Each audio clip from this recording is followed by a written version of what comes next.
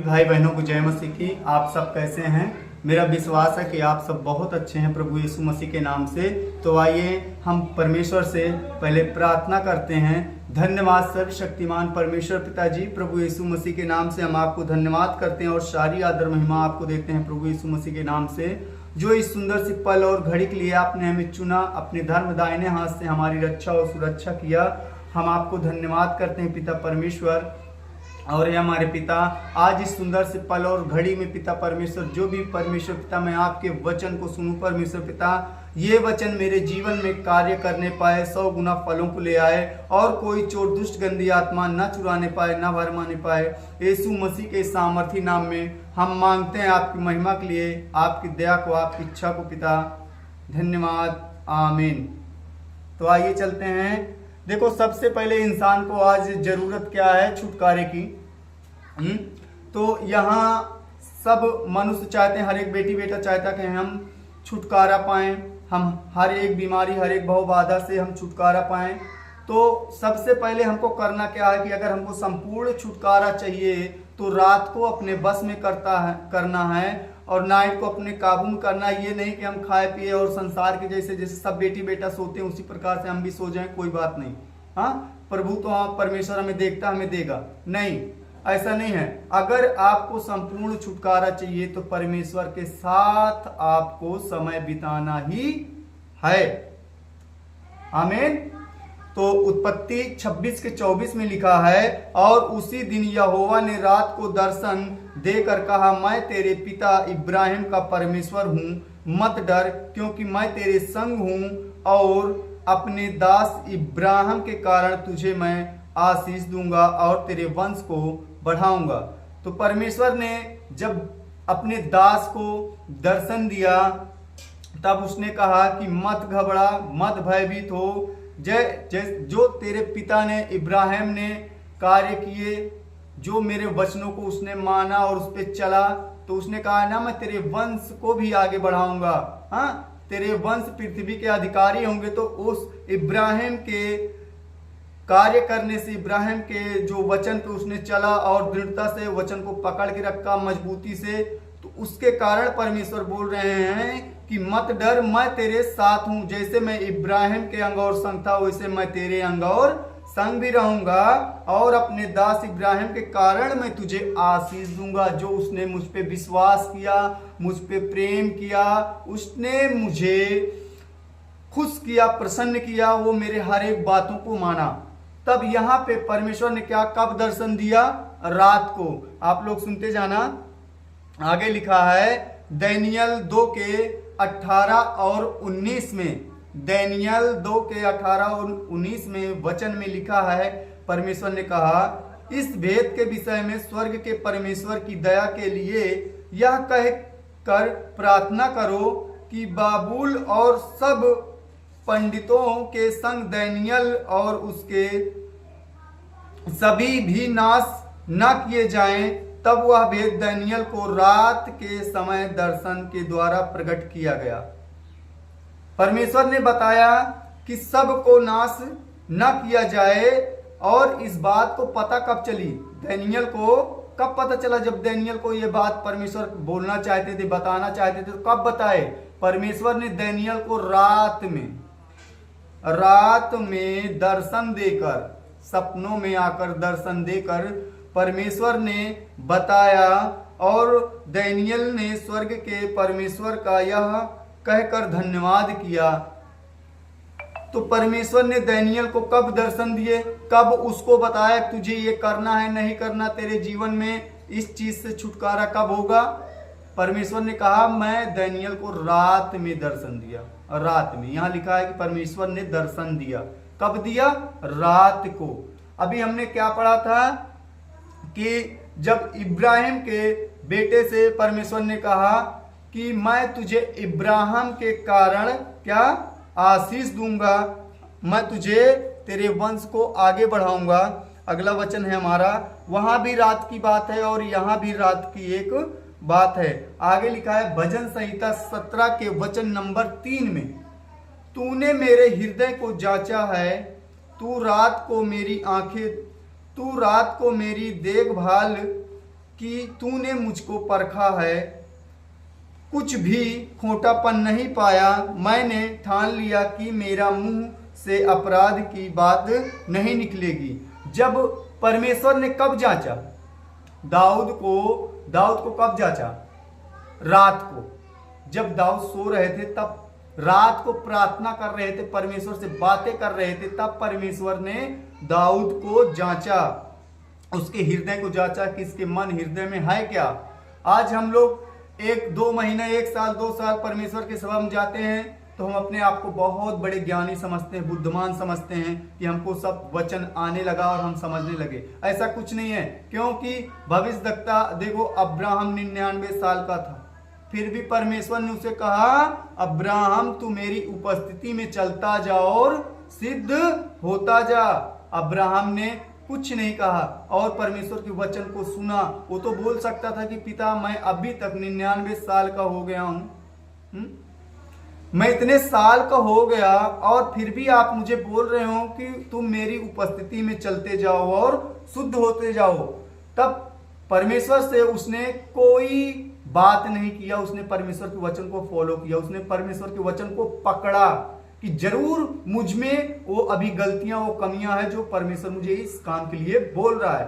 तो हमें परमेश्वर हमको कब जांचता है? जब हम प्रार्थना करते हैं, जब हम परमेश्वर से बातें करते हैं, जब हम परमेश्वर से रात में उसके चरणों में जाते हैं, उपस्थित होते हैं और परमेश्वर से बातें करते हैं, तब परमेश्वर हमें जांचता है और रात को हमारी देखभाल, हमारी रक्षा भी करता है, हमें बचाता भी है। वो अपने आप को बोल दो, वो छोड़ दो, वो तो बोल रहा है मैं तेरे डेरे के निकट भी किसी दुष्ट गंदी आत्मा को नहीं आने दूंगा, किसी को नहीं आने दूंगा। वो बोल रहा है कि परमेश्वर ने मुझे जांचा लेकिन कोई खोटापन नहीं पाया। मैंने ठान लिया कि मेरे मुख से अब अपराध की बात नहीं निकलेगी। जब परमेश्वर हमारे अंग और संग हैं, इसी मुंह से अच्छी बात करते हो, धन्यवाद करते हो, इसी मुंह से आप गंदी बात बोलते हो, तो ये आपको शोभा नहीं देता, ये परमेश्वर को बिल्कुल अच्छा नहीं लगता।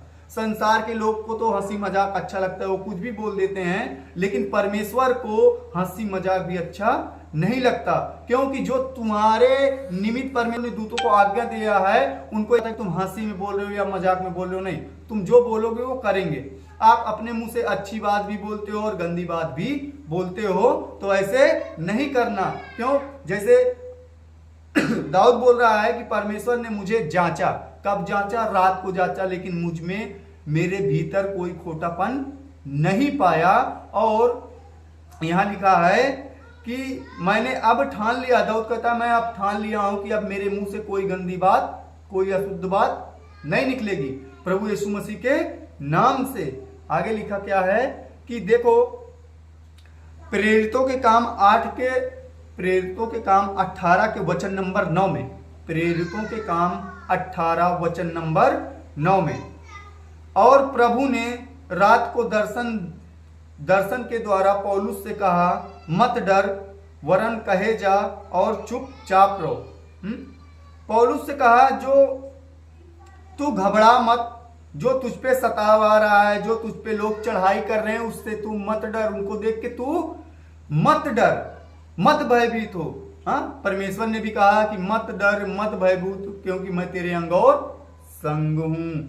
यहां पे लिखा है, प्रभु ने रात को दर्शन दे करके पौलुस से कहा, मत डर, वरन कहे जा और चुपचाप मत रह। यानी तू परीक्षा में पड़ गया तो चुप मत रहो, तू अपने मुंह से अच्छा अंगीकार कर बोल, परमेश्वर से बोल। पौलुस ये जब बंदी गृह में था, तब परमेश्वर ने, प्रभु ने दर्शन दिया कि पौलुस घबरा मत, मैं तेरे अंग और संग हूं, तू चुपचाप मत बैठ, तू अपने मुंह से हुक्म कर, आज्ञा कर, बोल, अंगीकार कर, ताकि मैं कामों को करूं। इसीलिए वचन में कहा गया है कि मांगोगे तो तुम्हें, ढूंढोगे तो तुम, खटखटाओगे तुम्हारे लिए आमीन। आगे लिखा है कि मत डर, तू चुप मत रहे, तू कार्य कर, तू परमेश्वर से बोल, अंगीकार कर, मुंह से अच्छा अंगीकार कर। तब परमेश्वर का चमत्कार हुआ कि एक स्वर्गदूत चमकते हुए आया और आरियों की दीवार नहीं, वो पौलुस जो जेल खाने में था वो टूट गई, वो फट गई, जो सो रहे थे सब सो गए गहरी नींद में, और तब पौलुस ने देखा कि मैं सपना तो नहीं देख रहा हूं, यह सचमुच है। जब दूतों ने कहा पौलुस चल उठ, निकल इस बंदी गृह से, परमेश्वर ने तुझे आजाद किया, तब पौलुस ने विश्वास किया कि सचमुच परमेश्वर हमको जांचते हैं, हमको दर्शन भी देते हैं और हमको किसी उपस्थिति में डरना नहीं है, क्योंकि जो कुछ है सब परमेश्वर की महिमा के लिए है। उसने कहा है तुम जो कुछ भी करो परमेश्वर की महिमा के लिए करो, अन्यथा अपने आप के लिए मत करो। तो आगे क्या लिखा है, उत्पत्ति 32 के 24 में क्या लिखा है, परमेश्वर ने क्या कहा, और याकूब आप अकेला रह गया, तब कोई पुरुष आकर पांव फटने तक उससे मलयुद्ध करता रहा। पांव फटने तक मतलब याकूब अकेला रह गया जब, तब परमेश्वर से पांव फटने तक मलयुद्ध, कोई लाठी डंडा नहीं है, कोई तलवार बम गोली बारूद नहीं है, परमेश्वर से प्रार्थना करने के लिए बोल रहा है कि परमेश्वर से उसने प्रार्थना रात भर किया, पांव फटने तक यानी भोर पहर तक उसने क्या किया, प्रार्थना किया। यहां भी रात की बात आती है और आयुब 33 के 15 में लिखा है और 16 में, स्वप्न में वह रात को दिए हुए दर्शन में जब मनुष्य घोर निंद्रा में पड़े रहते हैं, वह बिछौने पर सोते समय, तब वह मनुष्यों के कान खोलता है और उनकी शिक्षा पर मोहर लगाता है। आमीन। तो मेरे भाइयों और बहनों, जब हम सोते हैं तो हमें यह नहीं पता रहता है कि हम कहाँ सो रहे हैं, कहाँ जाग रहे हैं, ठीक। तब जब हम परमेश्वर से, आयुब बातें कर रहा था, प्रार्थना कर रहा था, जब वो सो गया बात करके, तब परमेश्वर ने उसको दर्शन दिया। जब वो घोर निंदा में हम सब पड़े रहते हैं, तभी परमेश्वर हमसे बात करते हैं। हमको जब हम बोलते हैं कि हे पिता, जब हम सोए तो आप हमारे सपनों में आकर दर्शन दें, बड़ी से बड़ी कठिन से कठिन बातों को बताएं।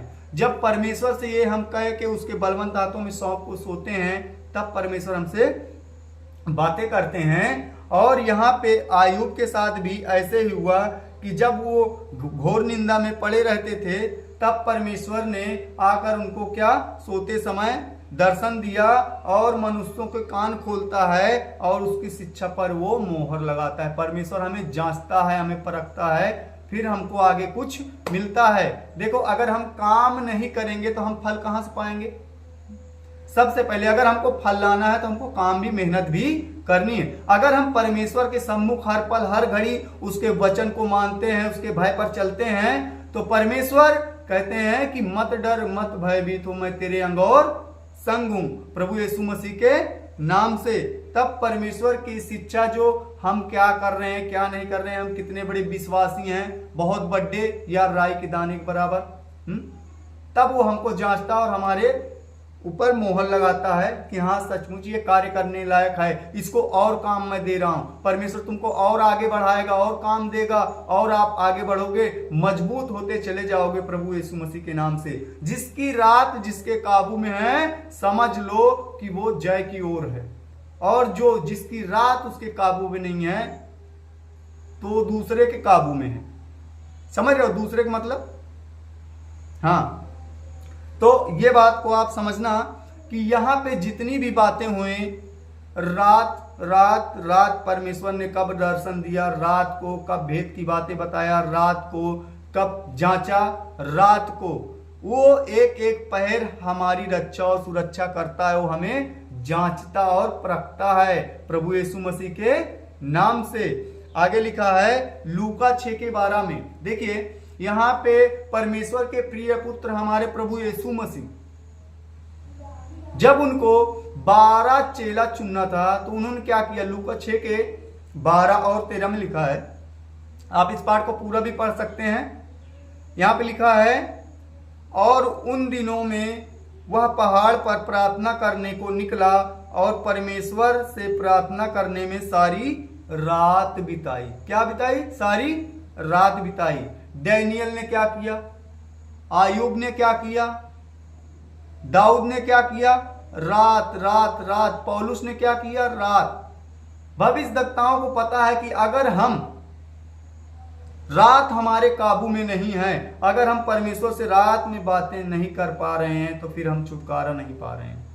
अगर हम रात को अपने काबू में कर रहे हैं, अगर हम परमेश्वर से बातें कर रहे हैं, हर पल हर घड़ी उसके अंग और संग वो हमारे रहता है, हम उसके चरणों में रहते हैं, तब निश्चय है कि हमारा छुटकारा परमेश्वर की ओर से हो, प्रभु यीशु मसीह के नाम से। आगे वचन में लिखा है, जब दिन हुआ तो उसने अपने चेलों को बुलाकर उनमें से 12 चेले चुन लिए और उनको प्रेरित कहा। रात भर, बताओ, परमेश्वर का, आप लोग सोचो कि जो परमेश्वर का पुत्र, प्रिय पुत्र, जो पवित्र आत्मा के द्वारा जन्मा, उसने भी एक चेला को चुनने से पहले किसी को, मतलब दोस्त, आज हम लोग किसी को एक ही बार में एक दो चार बात बोले और दोस्त बन गया, हाँ, लेकिन नहीं, ऐसा नहीं है। परमेश्वर के प्रिय पुत्र जो कि पवित्र आत्मा के द्वारा जन्मा, वो राजाओं का राजा और प्रभु है, तो उसने 12 चेला चुनने से पहले कहा, रात भर पहाड़ पे प्रार्थना किया, परमेश्वर से बातें किया, वो परमेश्वर से हर एक बातों को बताया, हाँ, तब परमेश्वर ने उसके मन में डाला कि जाओ इनको चुन लो। तो परमेश्वर हमारे मन में डालते हैं, परमेश्वर हमारे मन में डालते हैं कि तू ये काम कर बेटा और बेटी, तू सफल हो जाएगा। तो मेरे भाइयों और बहनों, अगर हमको संपूर्ण छुटकारा चाहिए तो सबसे पहली बात जो है इम्पोर्टेंट, वो रात हमारे बस में होनी चाहिए। अगर रात हमारे बस में है तो आप ये समझ लो कि हम हर एक विजय की ओर जा रहे हैं, हम विजय होते चले जा रहे हैं, हम जीतते हुए चले जा रहे हैं, हम परमेश्वर में बढ़ते हुए जा रहे हैं। हाँ, हम ये सोच लो कि अगर जिसके रात काबू में है उसने हर एक चीज पे जय पाई है, चाहे वो जितनी बड़ी पहाड़ हो, बीमारियों का हो, कोई भी कंगाली का हो, कोई किसी जादू टोने का पहाड़ हो, उसने उससे जय पाई है।